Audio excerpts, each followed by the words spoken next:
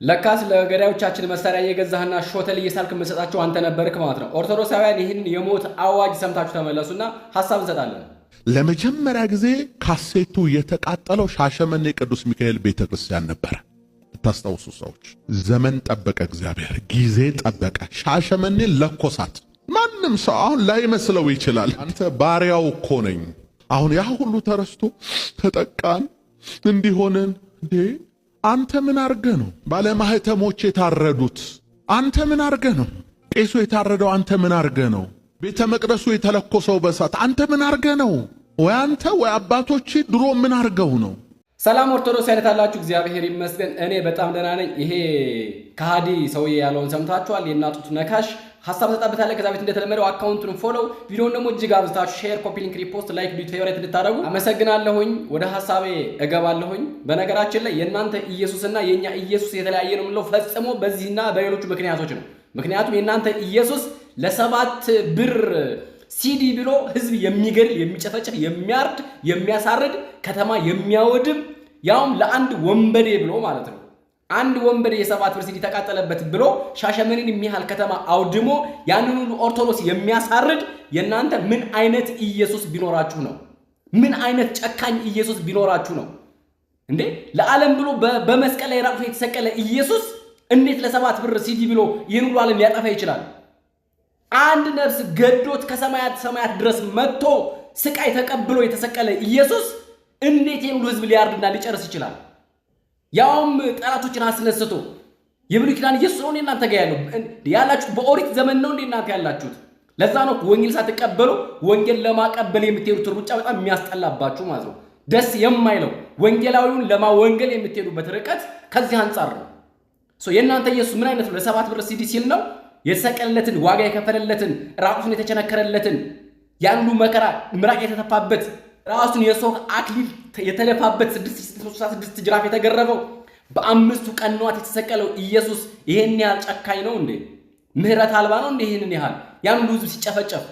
ለማንኛውም ይሄ ቪዲዮ ከ7 ወር ነው ከ8 ወር በፊት እንደተናገረው ነው ሚዲያ ላይ እየወጣ ያለው። ስለዚህ የአርሲውን ጭፍጨፋ ያቀናበርከው አንተ ነህ ማለት ነው።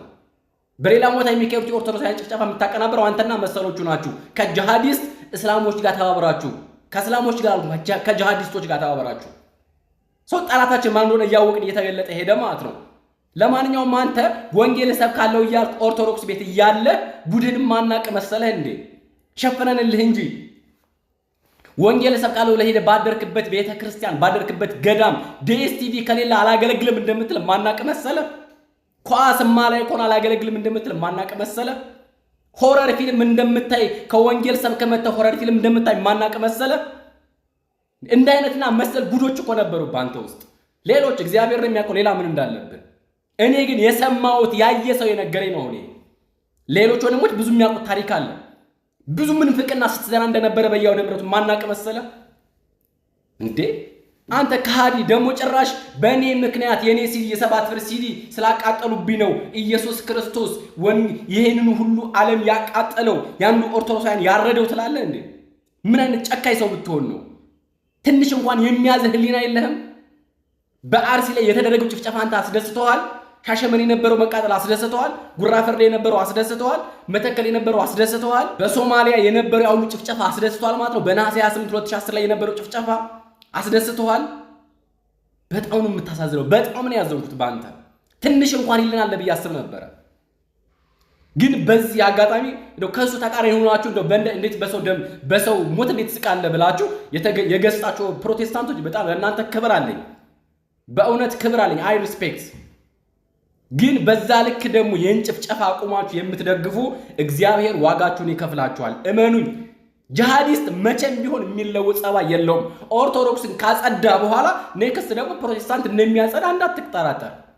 እመነኝ። አርሲ ላይ ኦርቶዶክስ ሲያልቅ ቀጣይ ደግሞ የሚዞረው ወደ ፕሮቴስታንት ቸርች ነው፣ ወደ ካቶሊክ ቸርች ነው። በተለይ አንተ ከሶሪያ አትማርም? ከተለያየ ዓላማ አትማርም እንዴ? እንዴት ለጂሃዲስት ለአሸባሪ ለውሃብያ ተደረበ እንዴት ታወራለህ? ምን አይነት ቅሌታም ሽማግሌ ነህ? ኧረ እግዚአብሔር ልቦና ይስጥ።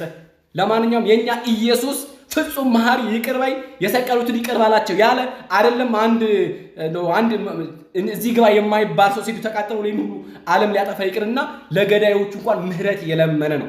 እኛም ዛሬ ለአንተ ለተናገርከው ምህረት ከእግዚአብሔርን እንጠይቅልሃለን። ምክንያቱም የዚህ ሁሉ ሰው ደም በእጅ ስላለ ማለት ነው። ለንስሐ ሞት እንድትበቃ እንጸልይልሃለን።